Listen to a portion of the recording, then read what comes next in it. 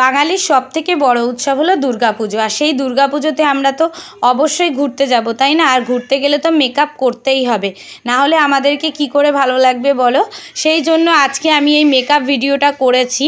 আর এই ভিডিওটা আমি এত ইজি আর সিম্পল প্রসেসেই করেছি যে তোমরা যে এই ভিডিওটা পুরো দেখবে 100% গ্যারান্টি দিয়ে বলতে পারি সেই কিন্তু এই মেকআপ লুকটা ক্রিয়েট করতে পারবে। ভীষণ ইজিভাবেই করেছি। তো চলো স্টেপ বাই স্টেপ মন দিয়ে অবশ্যই এই ভিডিওটা পুরো দেখো। আজকে কোনো ব্লগ ভিডিও তোমাদেরকে শেয়ার করছি না, তো দুর্গাপুজোর এই মেকআপ লুকটাই আজকে তোমাদের সঙ্গে শেয়ার করছি। তোমরা কোনো বিয়ে বাড়িতেও কিন্তু এই মেকআপ লুকটা অবশ্যই ক্রিয়েট করতে পারো, যেহেতু সামনে পুজো, সেই পুজো উপলক্ষেই কিন্তু আমি এই মেকআপ ভিডিওটা আজকে করেছি। চলো স্টেপ বাই স্টেপ তোমরা অবশ্যই দেখো স্কিপ না করে। সবার প্রথম এখানে দেখো একটা ওয়েট ওয়াইপসের মাধ্যমে আমি আমার মুখ, গলা, কান সব কিছু খুব ভালো করে ক্লিন করে নিচ্ছি। তার আগে কিন্তু আমি যে ফেস ওয়াশটা ইউজ করি সেটা দিয়ে আমার মুখটাকে ভালো করে ধুয়ে এসেছি।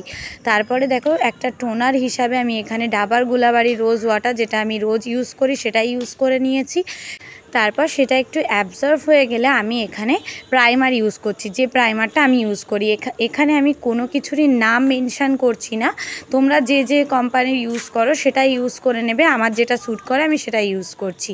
তারপরে দেখো এখানে সানস্ক্রিন ইউজ করছি। দিনের বেলা হোক রাতের বেলা হোক সব টাইমেই কিন্তু সানস্ক্রিনটা ইউজ করবে, কারণ কি রাতের লাইট যেটা লাইটিং সেটাও কিন্তু আমাদের স্কিনে অনেকটা এফেক্ট ফেলে, সেই জন্য।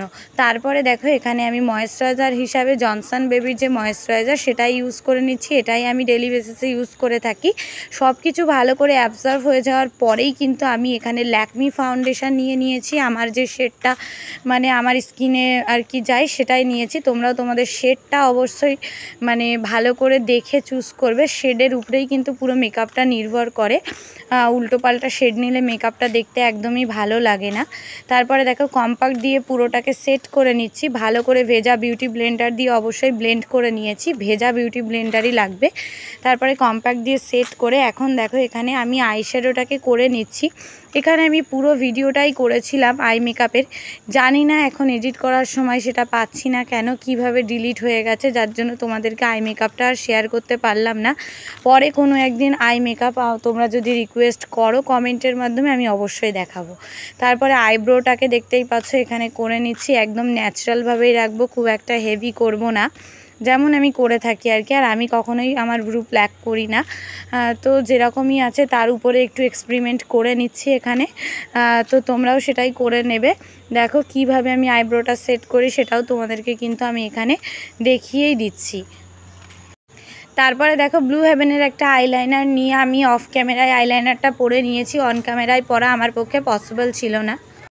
এরপর আমি একটা ল্যাকমি আইকনিক কাজল নিয়ে নিয়েছি, যেটা শুধুমাত্র আমার চোখের কর্নারে ইউজ করে থাকবো, পুরো চোখটাতে আমি ইউজ করব না। তারপরে একটা স্মাচ ব্রাশের সাহায্যে আমি এটাকে একটুখানি স্মাচ করে নেব। আর যে মানে আইশ্যাডোটা আমি আমার চোখে লাগিয়েছি, যেহেতু আমি অরেঞ্জ কালারের শাড়ি এখানে পরবো, সেই জন্য হালকা অরেঞ্জ কালার নিয়ে আমি কিন্তু একদম মানে আমার লোয়ার ল্যাশেও লাগিয়ে নিয়েছি, ঠিক আছে। তারপরে দেখো আমি ব্লাশ এখানে ইউজ করে নিচ্ছি সেম প্যালেট থেকে, আমার একটা প্যালেট দিয়েই সব কিছু হয়ে যায়। তো তারপরে কন্ট্যুর করে নিচ্ছি, দেখতেই পাচ্ছ একটা ফ্ল্যাট ব্রাশের সাহায্যে আমি এখানে কন্ট্যুরিংটা করছি।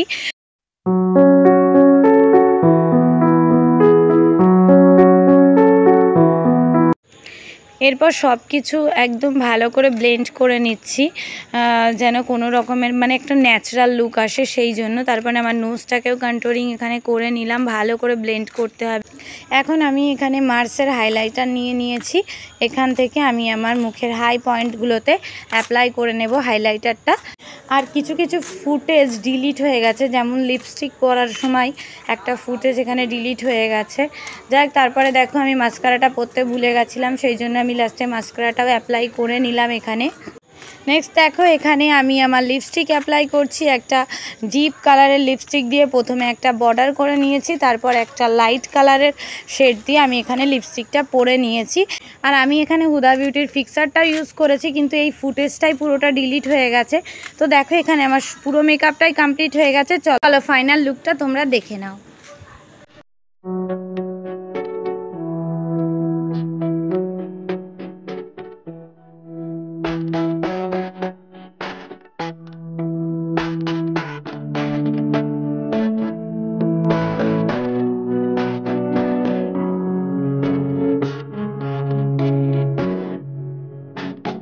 ভিডিওটা তোমাদের কেমন লাগলো অবশ্যই জানিও। আমার এই ভিডিওর মাধ্যমে তোমাদের যদি কোনো রকমের উপকার হয়ে থাকে অবশ্যই আমার চ্যানেলটা সাবস্ক্রাইব করো এরকম নতুন নতুন ভিডিও পেতে। তাহলে দেখা হচ্ছে পরের ভিডিওতে, ততক্ষণের জন্য সবাই ভালো থেকো, সুস্থ থেকো, টাটা।